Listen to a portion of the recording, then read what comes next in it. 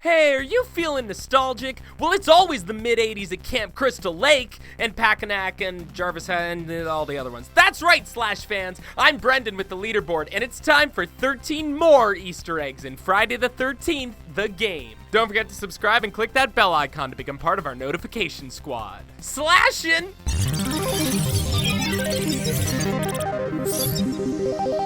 Probably the biggest Friday the 13th mystery right now is what the heck is Paranoia Mode? On October 27, 2017, Gun Media released a very odd trailer for a new game mode coming to Friday the 13th, known only as Paranoia. The trailer is bizarre. It uses the soundtrack from the Dario Argento film Suspiria, so unless it's an Italian giallo mode, Gun Media has left us hanging. We still don't know what Paranoia actually is, and this dropped in October. The only hint they've given us is the hashtag underneath the trailer, hashtag #WhoIs5. Now, that's not a lot to go on, but we've got some theories here at the Leaderboard. We'd venture a guess that games like Werewolf and Mafia may have inspired the new mode. Maybe Jason has to blend in as just another counselor. It would be up to the team to figure out who Jason is before they all get slashed. Think about it. Now that Gun removed team killing from the main game, it would be a fresh stalk and hunt for players who miss griefing. It's also an excellent twist on the whole Jason mechanic, adding a breath of fresh air to an already successful setup. But that's just conjecture.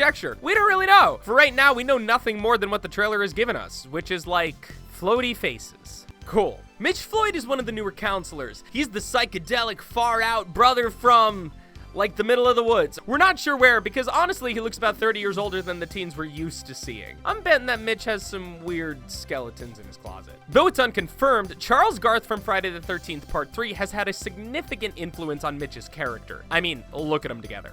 They could be banana buddies. Another new counselor is the ambiguous and mysterious biker girl, Fox. Who is Fox? Where does she belong? Why is she so cool? Well, let me tell you. Fox was the first character, apart from Tommy Jarvis and Jason, to come directly from the Friday the 13th films, name, likeness, and all. This is a welcome change. Personally, we'd rather have more Foxes instead of, let's call them legally distinct counterparts, like all the other counselors. Fox was a minor villain in the films, actually. She was a member of the biker gang roaming the streets in Friday the 13th Part 3. Her likeness and voice came from her original actress, Gloria Charles, who unfortunately passed away in December of 2016. Her family graciously allowed Gunn to use recordings of Gloria posthumously to reprise her role in the game for a new generation. In the last few months, Gunn has been pulling out all the stops on these new counselors. The latest to the game is a familiar face to those who know the franchise well. Shelley Finkelstein, aka Sheldon, is the prankster counselor from Friday the 13th Part 3, as well as the original owner of Jason's now iconic hockey mask. Shelley is also the third character to be a direct reference to the Friday the 13th films. He shares his name, likeness, and actor with his big screen counterpart,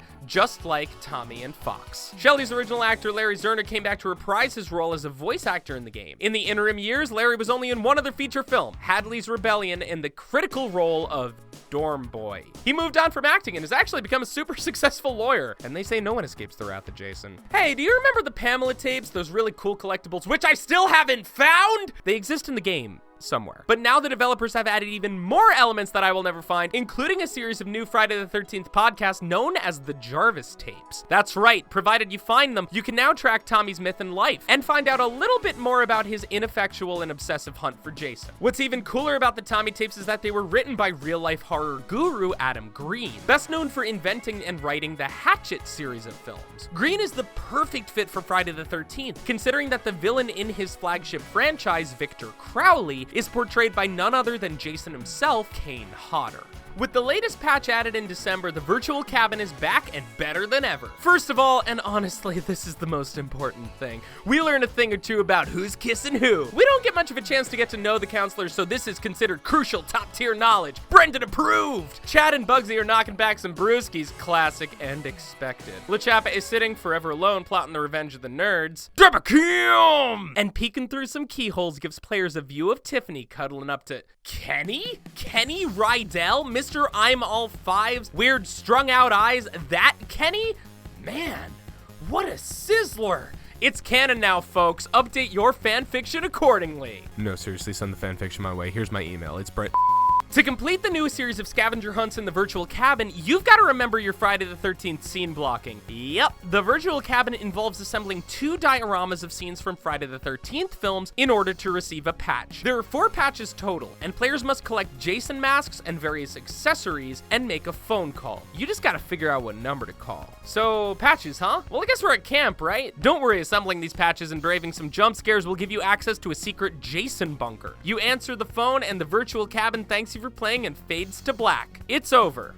But honestly, it's not. Way back before the fetch quest, when you start the virtual cabin, the game tells you that you were in version 1.0 of the virtual cabin. Logging back into the VC, a sharp-eyed player might notice that it's been updated to version 1.3. Everything looks the same, but now it's unlocked. The only way to continue chasing frights and secrets is to change the date on the computer to June 13th, 1979, the fateful day on which the majority of the first movie takes place. Answering the phone in the basement will cut power to the house, and when you head back upstairs, all your fellow counselors have been slashed. Debbie, no! We had so many sweaters to knit. Heading back to the keyhole room after the Jason breakout reveals a bloody tableau that is taken wholesale from the original movies. Tiffany is speared through the bed just like the lovers in part 2, but where's Kenny? Hanging on the door, of course, in homage to Bill Brown's death in the first Friday the 13th film. Once again, update your fanfiction accordingly. I'll be scrolling through fanfiction.net for the next 2 weeks, and if I don't see some stuff, I'm gonna be real mad. This new virtual cabin has another patch fetching quest, which includes 2 other heretofore unseen Jason models. Just remember to grab the key from Kenny's cold, dead neck and head through the demolished front door. Once outside, you'll need to venture out to retrieve Pamela's head so you can place it in Jason's shack. Next, go down the hill past the cabin and use Kenny's key to open up a small tool shed with a shovel inside. Grab the shovel and go back out to dig up Jason's grave. Oh, by the way, you're gonna have to wake him up. The final task involves going through a maze. Machetes and arrows will point you in the direction of a grave. Dig it up to reveal a shriveled corpse and your last patch. Revel in the joy of having all your patches and ignore your lingering guilt about having desecrated yet another corpse. We're up to 3! When you've splashed into the lake, the game thanks you for completing the virtual cabin.